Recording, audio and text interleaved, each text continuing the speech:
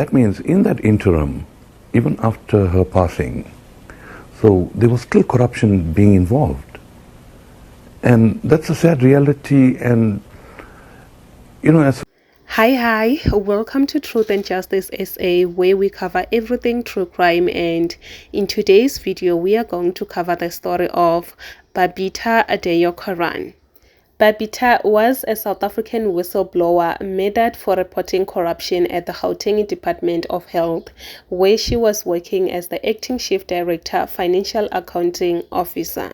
She was shot and killed on the 23rd of August 2021 while she was returning home from dropping her daughter off at school. A car pulled alongside her car and fired multiple times after she had just parked in front of her house in Johannesburg South, resulting in her death. May her soul rest in peace. It was also reported in the media that her death was linked to a corrupt COVID-19 pre-procurement scandal within the Gauteng Provincial Department of Health. An official from the South African Special Investigating Unit confirmed that Deokaran was a key witness in the investigation to expose a syndicate set up to benefit from the state corruption. She was actually on special leave for more than a year prior to her death, whilst the investigation was underway. And by the look of things, it seems like they've been stalking her before they actually decided to take her life, because a neighbor informed the police that he had seen a suspicious BMW at the murder location multiple times before the event. And with this information, authorities were able to trace the vehicle to a former member of the South African National Defence Force living in the Pretoria area, and resulted in the arrest of 6 suspects. The passenger that was in Deokaran's vehicle at the time of the murder also provided important evidence leading to the arrest. The Sunday Times also reported that Deokaran had been stalked and observed by her killers for more than a month prior to her death. The Sunday Times also stated that CCTV cameras in the area were not working just prior to the assassination time. And also, there might be some software that were used to monitor Deokaran's mobile phone and track her movements.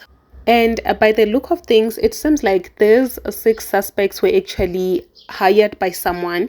They were paid a certain amount, and that is alleged. Okay. News 24 also reported that the following suspects had been arrested: Nhlanganiso Ndlovu, Siphakanyisa Dladla, Zitha Radebe, Simphiwe Masibuko, Sanele Mbele, Phakamani Radebe, all South Africans, no foreigner.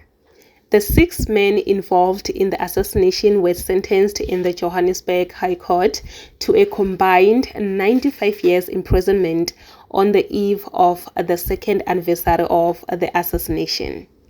Radebe and Mbele were sentenced to 22 years imprisonment on charges of murder. Radebe and Masibuko were sentenced to 15 years for murder.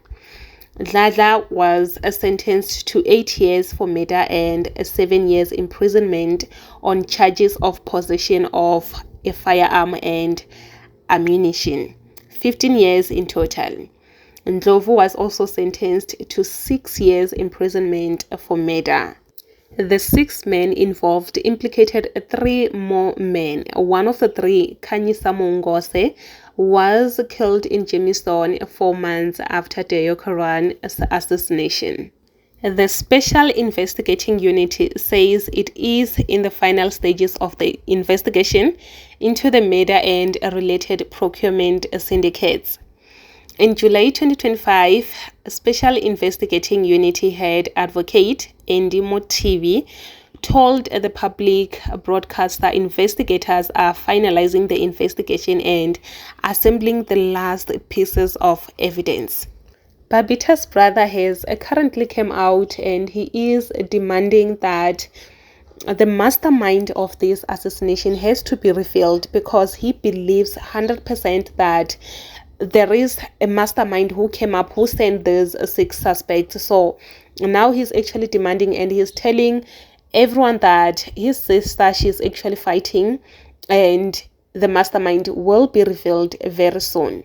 And with that being said, we've come to the end of the episode. See you on my next episode.